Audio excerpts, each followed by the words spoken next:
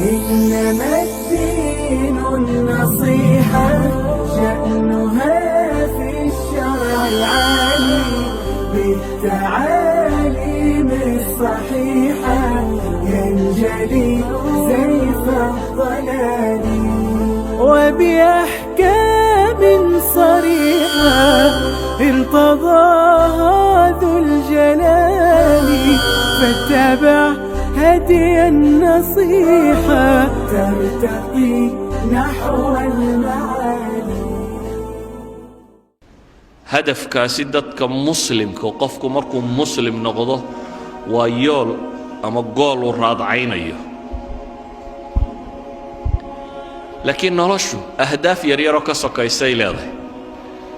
waxaa la rabaa ahdaafta yaryara soke inay u khidmayso hadafka weyn.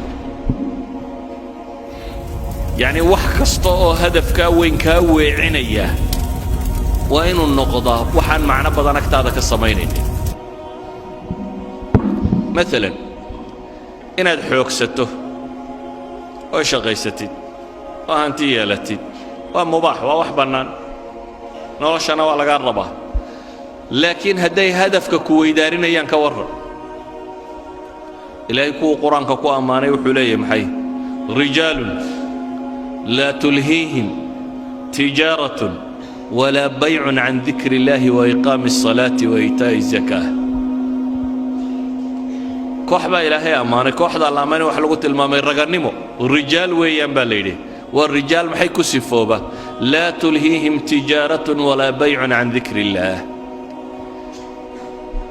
baaca mushtarka iyo lacagta kasbashadeedu kama weeciso, ma ilowsiiso hadafkii weynaa oo ah inuu salaad oogo, inuu zako la yimaado, inuu ilaahay caabudo, inuu xuso, in aakhiro hortiisa ay taallo. yakhaafuuna rabbahum, inay rabbigood ka cabsanayaan maalin quluubta ay gagadoomayso.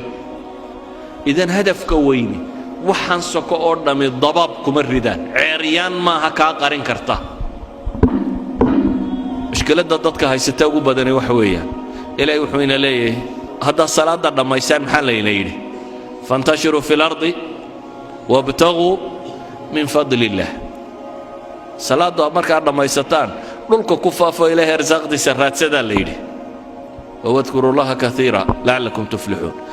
laakiin dhulkufaafka iyo tijaarada iyo waxaanay hadday hadafka weyn qaldayaan iyagaa laga hortegaya. warijaalun laa tulhiihim tijaaratun walaa baycun can dikri illaah. waxa badan markaa maanta ahdaafta waaweyn intay dadku ilaabaan wax yaryaroo sakayna ku mashquulaan.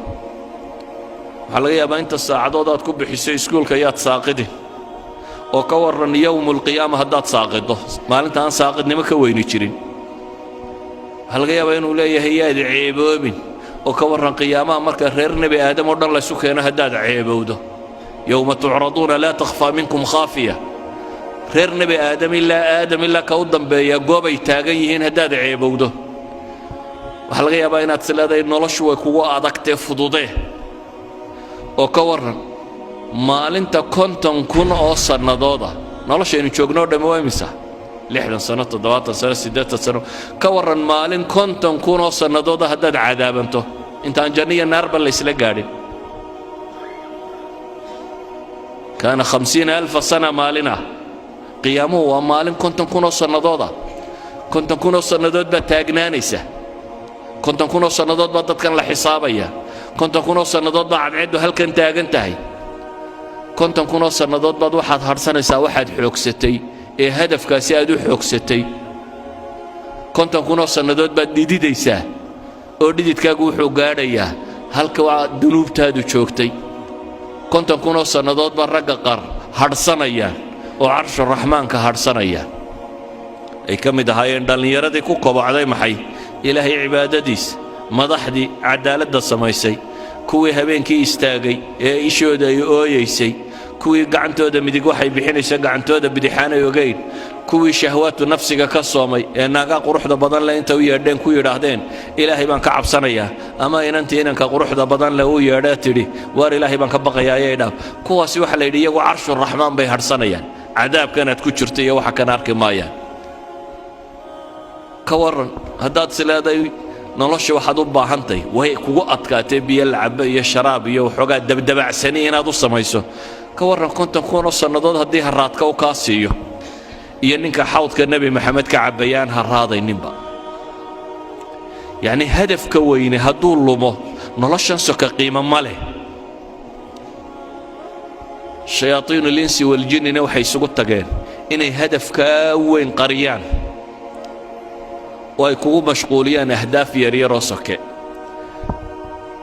waxbarasho iyo capacity building iyo halkan kabood iyo xoogsi iyo shaqaysi iyo wax yaryaroo soke oo marar badan aan hadafkaba uu qiimaynaynin dhallinyaradana iyada waxa u sii dheer qaar aan tannaba wax ka tarin baaba lagu sii mashquuliyey hebel baa laadiya heblaaya kolayga ku riday kubad oo hadduu ku rido maxaa kaa galay maxaa ka soo baxaya ninbaa kubad 2 birood dhex mariyey maxay nolosha ku soo kordhisay gool baa la dhalay maxay nolosha ku soo kordhinaysaa aakhirana wax kama tarto adduunkana wax kama tarto idan ahdaaftii rasmiga ahayd dowradan waxaa la idinku qabanayaa baan rajaynayaa in ahdaafta la saxo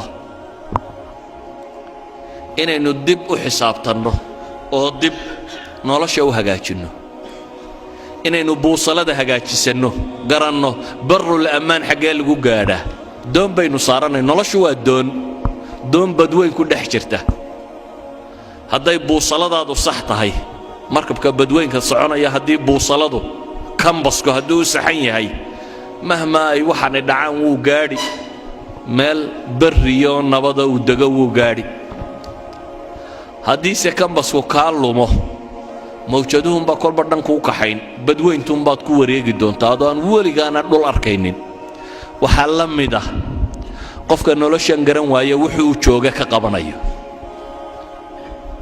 haddaad cab oo cayaar oo boodbood oo wax dhal oo xoogso oo daaradhis oo kan samee dan hargaysaa joogtaan bal suuqa hargaysa isdhex taaga raggii dhisay meeye waa daartii xaaji hebel iyo watii ilmo hebelumaa maqlaysaan meeye xaajiyadii ka tageen aarahan hargaysada aan maanta dhex joogtaan raggii lahaa cidi kama noola xaggay joogaan waa kuwaynu meelahan ku marro xataa magac male hadda xabaalaha ka bannaybana asxaabulqubuurkii xaajiyanimadii iyo magacnimadii iyo maamuuskii iyo hebel wixii lumiye waa asxaabilqubuur waa dadkaa godadkaa ku jira ciiddaynu ag marayno ma waxaad diyaar u tahay inaad danda intaad dhisto ku biirtid kuwa magaclaawe halkaa ku jira aan la kala garanaynin xufraddan ay ku jiraan dabcan qaar bay janno u tahy qaarna naar bay u tahy laakiin inaga agteenna waa asxaabulqubuuruun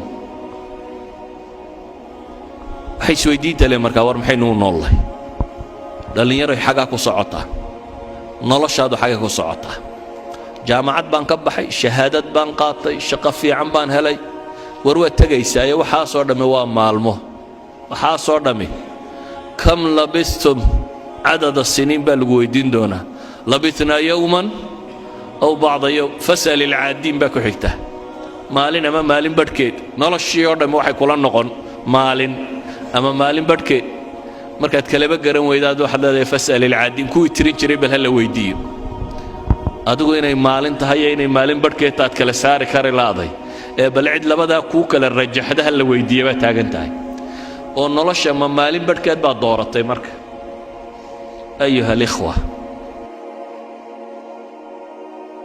hadafka aynu raadacaynayno adiga lagaaga baahan yahay hadafkaa wixii lagu gaadhi lahaa cilmiya ragannimo ah xoogsiya dadaala adigaa lagaa rabaa inaad la timaado adiga jid baa lagugu talagalay guul iyo guuldarro iyo waxani waa iska meel soke adiga waxaa lagaa rabaa inay naftu kaa baxdo adoo rabbigaa caabudaya adigoo ariiqa saxa ah haya waxaa lagaaga baahan yahay as'ilada kugu soo beeganta nolosha inaad ka jawaabi karto oo aad uga jawaabi karto hadafkii lagu abuuray wixii aad ku gaadhayso kelmadaydu markaa waxay ku kooban tahay nolosha yoolkeedu yuu idinka qaldamin ilaahay waxaan ka baryayaa subxaana wa tacaala inuu ina wada sugo inuu inagu sugo ariiqa xaqa ah inuu inaga badbaadiyo cadaabkiisa inuu inagu sugo jidka jannada loo maro kuwa islaamnimada ku dhintayna laynaga yeelo subxaana wa tacaala